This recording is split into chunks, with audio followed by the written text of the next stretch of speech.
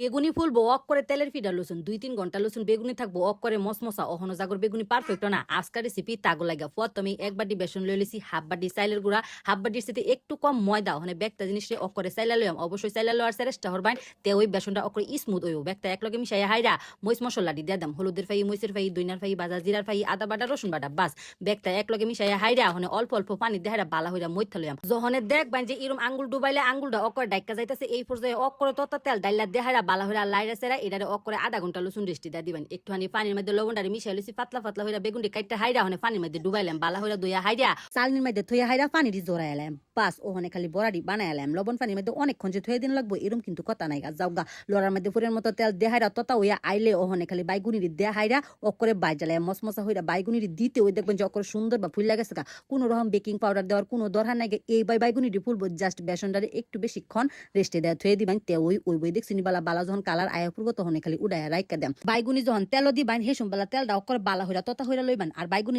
দেয়া হালে আস্তারে একটুখানি মিডিয়াম করে দিবেন এখন মিডিয়াম আঁচ দেহারে একটু সময় লই হারা বাজবেন অনেকক্ষণ যাবত মসমসা থাকবো চাইলের গুঁড়া দেওয়ার কারণে কিন্তু অনেকক্ষণ মসমসা থাকে ওই যে গরম তেলটা দিছিলাম এটার কারণে কিন্তু অনেকক্ষণ মসমসা থাকে কি সুন্দর হয়েছে দেখছি বালা আমার বাইটারে হইরে দেখুন যে আল্লাহ হাফেজ।